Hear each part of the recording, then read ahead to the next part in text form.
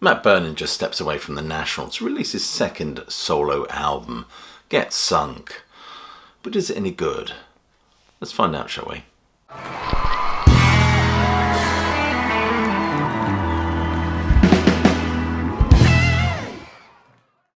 Throughout his work with the National, of course, Berninger is renowned for his more introspective musings and contemplative narratives in which the subjects of his songs are forced to confront themselves. One critic famously said of the National that they're kind of a hybrid of the bastard progeny of Leonard Cohen and the Joy Division. These songs reflect the fact that Berninger has always been forthcoming about his own mental and emotional pitfalls of being human, of being Matt Berninger. He said, "Our hearts are like old wells filled with pennies and worms.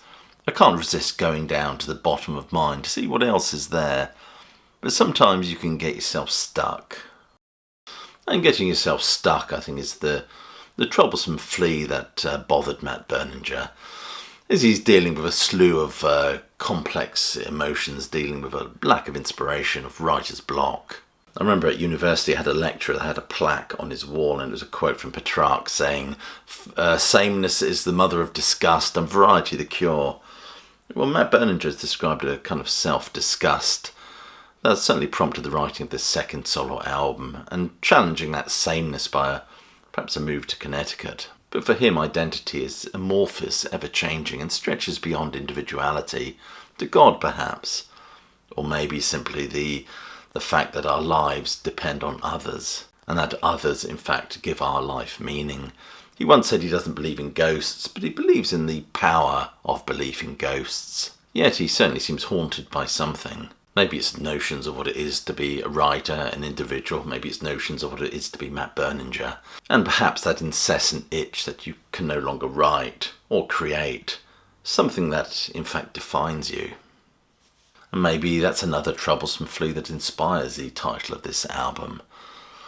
Get Sunk.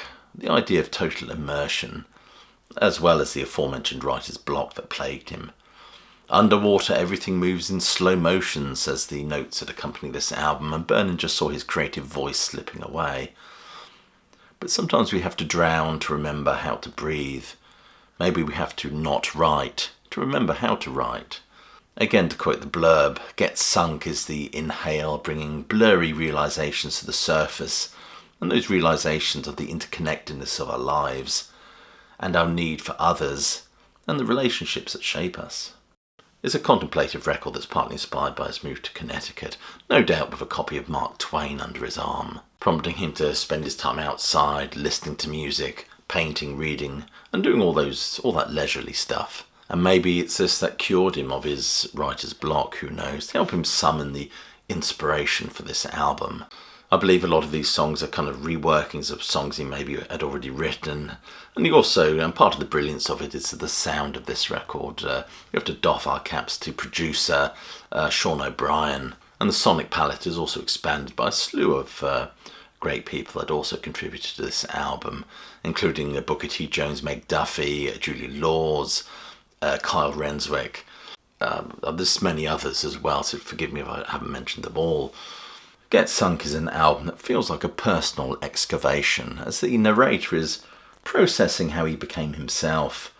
As the blurb says, who is he compared to the kid on that sepia-toned farm? And what is his idea of happiness? Which all feeds into this existential searching, these questions.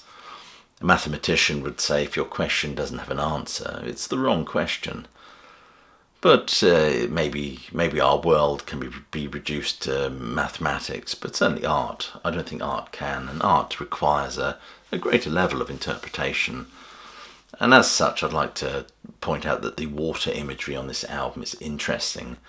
It abounds in a series of motifs, more kind of extended metaphors, representing that oceanic expanse of the unknowability of things. Get Sunk points to an undulating reflection in the water. It's about the realization that you are not yourself without 1,000 others. You are a construct, perhaps, parents, friends, siblings, spouses and exes, college roommates, childhood best friends, cousins, kids, complete strangers even. So Get Sunk's opener, Inland Ocean, matches this propulsive marching keys with a choral chant, and the chant is, God loves the inland ocean, lost cause, I have no emotion. And there's a line in this song which I absolutely adore, that she was already dust by then. Certainly seems to be about a journey, certainly seems to be about loss. Bury me, he sings repeatedly. So maybe he's talking about a death of a kind. I find his lyrics very poetic and abstract, which is fine, but it just becomes a little bit difficult to unfuddle, so to speak.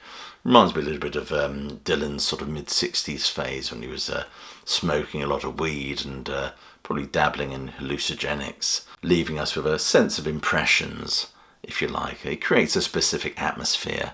And also, let's not forget Matt Berninger. He's a bit of a mumbler, isn't he? It makes Michael Stipe sound like Caruso. I think it was Rick Wakeman that said of whispering Bob Harris, the man has a voice as unassuming as a vibrator under 6 feet of sand. I love the song Nowhere Special.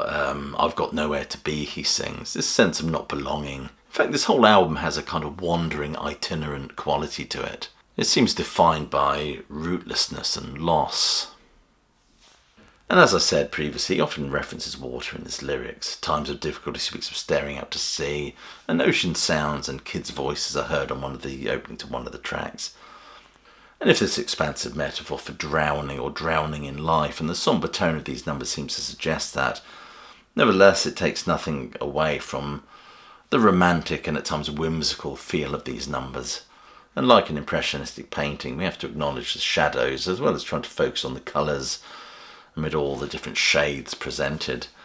And even the floods in the Old Testament symbolise both death and renewal, and perhaps I'm just paddling my canoe up the wrong stream here. And to re-quote the blurb, sometimes we have to drown to remember how to breathe, and get sunk is the inhale, bringing blurry realisations to the surface like lots and lots of tiny bubbles. Bonnets of Pins is a wonderful exercise in wordsmithery, using the minutiae to evoke a specific atmosphere with smouldering cigarettes and styrofoam cups filled with Nabokov cocktails. I like that Nabokov cocktails, wonderful. And the jaunty feel at the beginning of this number seems to underpin a song that evokes a sense of regret, or regret of regrets, perhaps. Frozen Oranges has this eerie opening over a kind of a sombre piano notes, which I just adore. God, I love this number. But apart from the obvious, I'm not really sure what he's singing about, to be honest with you. It sounds melancholic, but a lot of his stuff sounds a bit gloomy, doesn't it? It seems to evoke a sense of being uprooted, of being somewhere else, which lends to the yearning quality of this album, and perhaps indeed this song. I love breaking into acting. This is the one that has Meg Duffy on vocals. It's on the artificiality of performance. Your mouth is always full of blood packets. You're breaking into acting. I completely understand. Sometimes you have to fake forgiveness before you can actually forgive. Little by little, another wonderful number. Little by little, you don't come around anymore. Again, suggests loss, relationship breaking down, perhaps. No Love is a wonderful number. It has this kind of frantic techno opening, which juxtaposes with the very grounding piano notes, which I absolutely love about this song.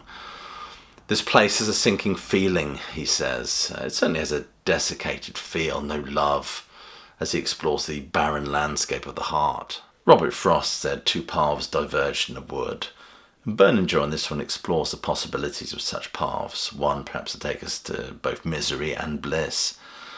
This album is an ode to the infinite, as the notes state, and that is the numerous connections we make that are us, so to speak, who we are, that offers a kind of a catharsis, if any at all, and the opportunity to feel something is all we can expect, what is real. In times of weather, get wet, and I'll think of you if you think of me, seems to sum up the feel of this album. But this album, like The National, pulsates with a sense of warmth and humanity, but feels very resigned. And I love Times of Difficulty as this wonderful Hammond piece, which seems to evoke a feeling of transcendence. A bit churchy. Reminds me a little bit of the Rolling Stones, you can't always get what you want. And maybe that in his own way is what Berninger is telling us here. But overall, to sum up, I have to say I really enjoyed this album. I enjoy Berninger's sort of grouchy murmurs. Anyway, be sure to check out this album. I will find purchasing links and put them just below this video. You've been watching a review by Classic Album Review. If you've enjoyed this, please do share it. Do click like, subscribe, check that notification bell, do all that stuff. And check some of the links below this video for ways you can support the sterling work done on the channel. It's always much appreciated. Anyway, I shall leave you with my closing catchphrase, which is hope you're well, staying safe, and of course that you keep listening.